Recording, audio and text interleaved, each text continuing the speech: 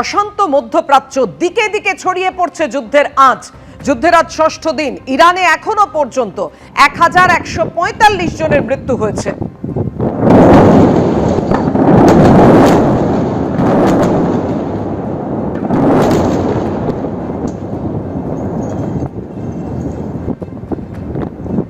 ইসরায়েলের ওপর all out attack ইরানের। ইসরায়েলের ওপর ব্যালিস্টিক মিসাইল ছুড়ল ইরান।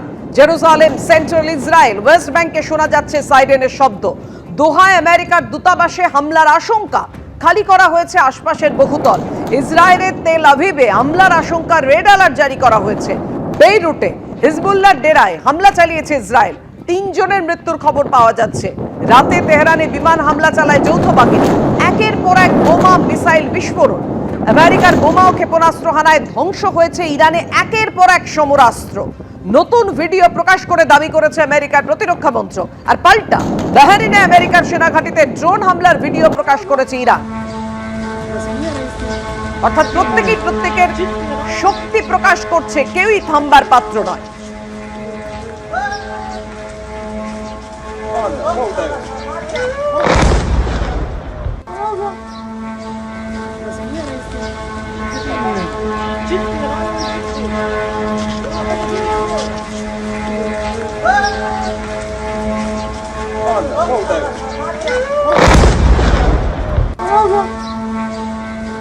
যুদ্ধের আঁচ ছড়িয়ে পড়েছে মধ্যপ্রাচ্য ছাড়াও বিভিন্ন জায়গায়।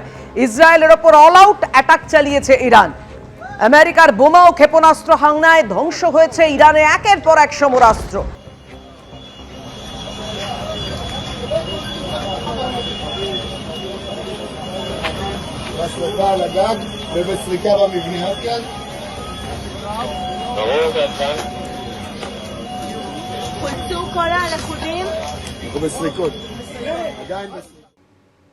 যুদ্ধের বলি শৈশব, রেহাই নেই পড়ুয়াদেরও। ইসরায়েলি হানায় উড়ে গেল ইরানের গার্লস স্কুল। স্কুল পড়ুয়া ও শিক্ষক সহ 175 জনের মৃত্যু হয়েছে। গণকবরের সেই ছবি নাড়িয়ে দিয়েছে গোটা বিশ্বকে। রাষ্ট্রপুঞ্জের মানবাধিকার বিষয়ক দফতর ইতিমধ্যেই তদন্তের নির্দেশ দিয়েছে।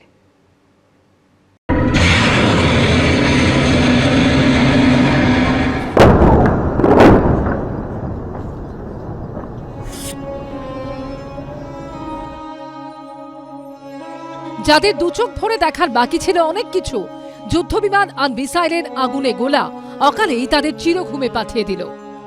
শনিবার থেকে রক্তক্ষয়ী সংঘর্ষ চলছে মধ্যপ্রাচ্যে।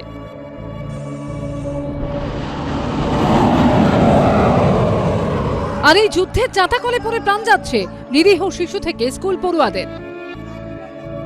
সবচেয়ে ভয়ঙ্কর ঘটনাটি ঘটে গত 28 ফেব্রুয়ারি দক্ষিণ ইরানের মিনাব শহরের শাজারে তাইয়েবা স্কুলে। মর্নিং সেশনে ক্লাস চলার সময় সকাল 11:15 নাগাদ স্কুলে আছড়ে পড়ে মিসাইল। স্কুলের একের পর এক প্রাণবন্ত ক্লাসরুম নিমেষে মৃত্যু উপত্যকায় পরিণত হয়। ইরানের শিক্ষামন্ত্রীর দাবি, আমেরিকা ও ইসরায়েলের হানায় স্কুল পড়ুয়া ও শিক্ষক সহ এখনো পর্যন্ত 175 জনের মৃত্যু হয়েছে। ক্ষমতার দম্ভে ছোড়া মিসাইলের ঘায়ে নিমেষে শেষ এতগুলো কচি কাঁচা প্রাণ। নিহত 175 জন ছাত্রীর জন্য খোঁড়া হয়েছে গণকবর।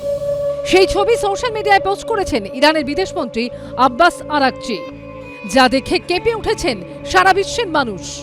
গণকবরে খোদাই হয়ে রইল যুদ্ধের হিংস্রতা, ভয়াবহতা।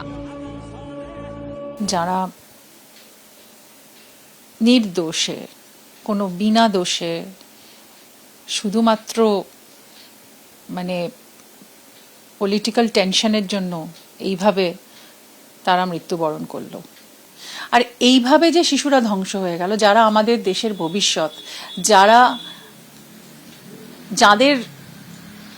যারা জীবনকে সবে উপলব্ধি করতে শিখেছে, তারা মূলেই বিনষ্ট হয়ে গেল, নির্মূল হয়ে গেল।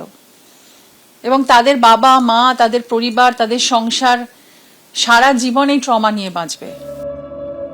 হামলায় ক্ষতিগ্রস্ত বিভিন্ন স্কুল খতিয়ে দেখে ইরানের শিক্ষামন্ত্রীর মন্তব্য, মানবজাতির ইতিহাসে এই ধরনের অপরাধ খুব কমই ঘটেছে।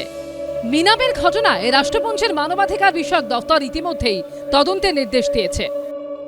I think if there's any image that captures the essence of the destruction, despair, and senselessness and cruelty of this conflict, those are the images.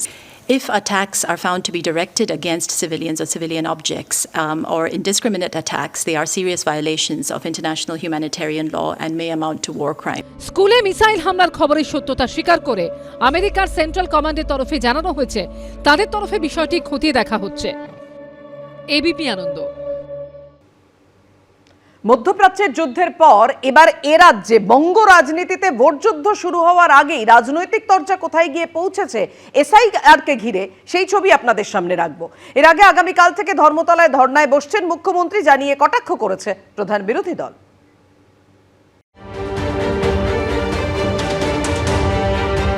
যুদ্ধ, অসংখ্য মৃত্যু, শেষ হয়ে যাচ্ছে শিশুরা, সন্তানহারা মায়েদের কান্না, টাকা ও অস্ত্রের আস্ফালন, যুদ্ধবাজদের দাপাদাপি, স্বৈরতন্ত্রের নির্মম পরিণতি। মধ্যপ্রাচ্যে যখন এই ছবি, তখন এই রাজ্যে এসআইআর যুদ্ধ চলছে। এসআইআর কেন্দ্রিক যে আশঙ্কার মেঘ, যেভাবে এত মানুষকে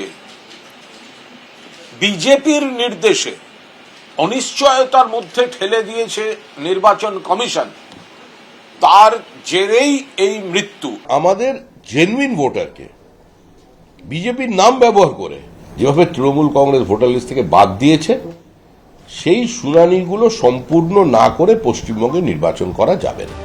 আন্দোলনের ঝাঁজ আরো বাড়িয়ে শুক্রবার ধর্মতলায় ধর্নায় বসতে চলেছেন খোদ মমতা বন্দ্যোপাধ্যায়, জানিয়ে এখন থেকেই রাজ্য রাজনীতির পারদ চড়তে শুরু করেছে।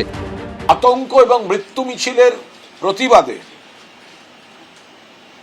শুক্রবার বেলা 2টো থেকে ধর্মতলায় ধর্না শুরু করছেন মমতা বন্দ্যোপাধ্যায়। মুখ্যমন্ত্রী ধর্নার রাজনীতি শুরু করবেন কি মুখ্যমন্ত্রী ম্যারাথন দৌড়ে রাজনীতি শুরু করবেন? এটা মুখ্যমন্ত্রীর ব্যাপার, আর উনি তো এরকম করে থাকেন। আমরা মুখ্যমন্ত্রী কি করছেন সে ব্যাপারেও চিন্তিত না। এই প্রেক্ষাপটে রবিবার নির্বাচন কমিশনের ফুল বেঞ্চের সঙ্গে পশ্চিমবঙ্গে আসছেন মুখ্য নির্বাচন কমিশনার জ্ঞানেশ কুমার। আমি তো প্রথম দিন থেকে বলে এসেছি জ্ঞানেশ কুমারকে দিল্লিতে থাকলে হবে না, কারণ 12 রাজ্যে এসআইআর চলছে, তার মধ্যে ব্যতিক্রম পশ্চিমবঙ্গে। এত হল্লা কোথাও নেই, এত মৃত্যু কোথাও নেই। যেহেতু এটা ব্যতিক্রমী রাজ্য এগিয়ে বাংলা, সেজন্য জ্ঞানেশ কুমারকে এখানে আসতে হবে। তিনি আসছেন, আমি জেনে খুশি। তিনি দেখবেন। উনি বুঝিয়ে দিলেন যে উনি মালিক এবং জ্ঞানেশ কুমার ওনার প্রভুভক্ত ভৃত্য। শ্রমিকবাবু কি দেখাবেন উদাহরণ দিয়ে যে আর কোথায় আন্ডার অ্যাডজুডিকেশনের নামক অসভ্যতা করা হয়েছে। নির্বাচন কমিশনকে আর নির্যাতন কমিশন বলছি না, এখন কৃতদাস কমিশনে পরিণত। সব মিলিয়ে ভোটমুখী পশ্চিমবঙ্গে এসআইআর নিয়ে রাজ্যের শাসক ও বিরোধীর মধ্যে দোষারোপ পাল্টা দোষারোপে রাজনীতি চলছেই। শিবাশিস মৌলিক, আশাবুল হোসেন, অনির্বাণ বিশ্বাস, এবিপি আনন্দ। এবিপি আনন্দ, এগিয়ে থাকে, এগিয়ে রাখে।